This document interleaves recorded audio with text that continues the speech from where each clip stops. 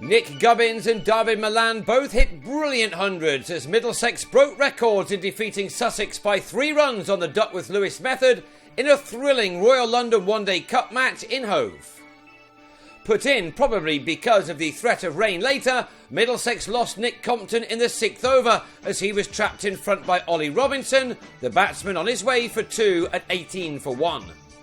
Malan had already shown his intent by taking 3 fours off 3 balls in the previous over from Alphonso Thomas, and he was now joined by Gubbins, the 2 left-handers setting off in what was to become the highest ever second wicket partnership in one-day cricket for the county, overtaking the 223 put on by Mike Smith and Clive Radley way back in 1977. Thanks to them, the visitors were also to make their highest ever List A total and the highest score of this season's Royal London One Day Cup competition. Gubbins was a revelation in front of the TV cameras, and on this form, he has a great future ahead of him. This was the first of his 7 sixes.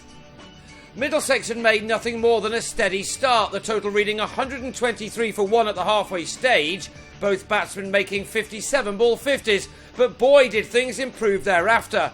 From the 30th over, it began to rain sixes on what was a gloomy afternoon on the south coast. Gubbins cleared the rope 4 times in the space of only 6 overs as he began to race through the numbers, showing no signs of any nerves as he approached his first ever 100 for the first team.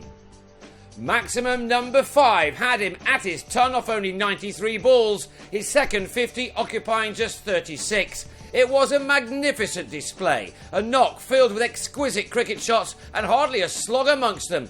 We can only hope that this will be the making of him. He had a TV audience loving every minute. Malan eased his way to what was the 5th century of his List A career. His came off 100 balls including 11 fours, and then he started to hit sixes, 3 in fact, in the next 4 overs. The partnership between these two was finally then ended after they'd added 268 runs in 35.5 overs. Malan was out in the 41st for 131, just 3 shy of his career best. He left a proud man, his runs being made off 115 balls with 13 fours and 3 sixes. Gubbins was out in the next over, and he was disappointed to find Chris Nash at long off Robinson, but his 141 was an innings to stay long in the memory. It had used up only 113 balls with 9 fours and 7 sixes. The runs then kept on coming from John Simpson, although he did lose acting captain James Franklin for 6 as Michael Yardley struck for a second time. He left with a score reading 314 for 4 in over number 45, but some more clean hitting from Simpson eventually saw Middlesex pass their previous best total in List A cricket of the 350 for 6 made in a 40 over game with Lancashire at Lord's 3 summers ago. Their previous best in 50 overs was the 341 for 7 they made against Somerset in 2009, and although they lost Simpson for a 50 made off 25 balls, and Neil Dexter for a single, the final score of 367 for 6 from their 50 overs was of course an imposing one, and one which would be very difficult to chase down. A couple of rain breaks at the start of the reply altered the target for Sussex to 309 off 40 overs. No easy task, although they made a great effort.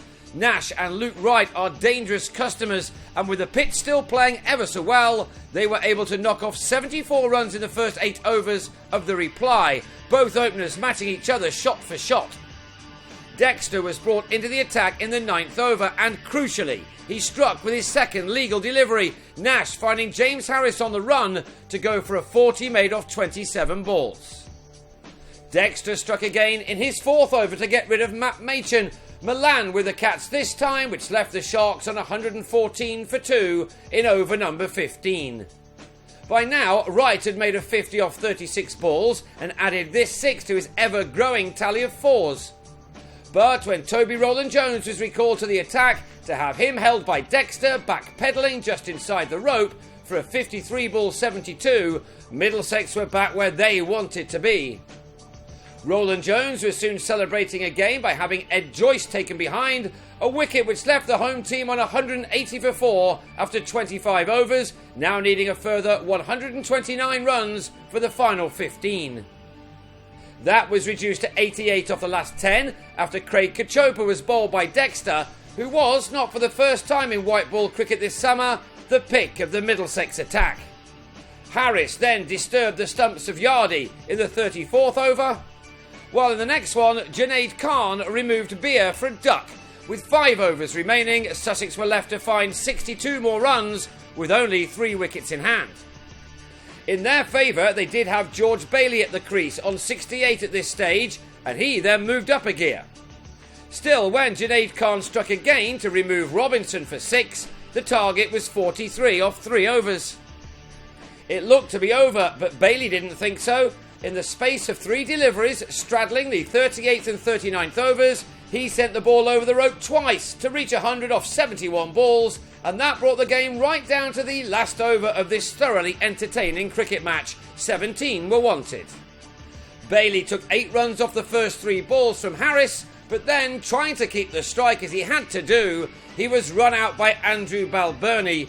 2 twos followed, which meant that Middlesex had done it. Just. Sussex ended on 305 for 9 from 40 overs, and that meant a loss by 3 runs for them. It was a huge win for the visitors, who now have 5 points from 5 games and sit just outside the top 4 in their group with 3 more to play. The next being in Colchester on Wednesday, a match that will now start at 11 in the morning because of roadworks on the M3.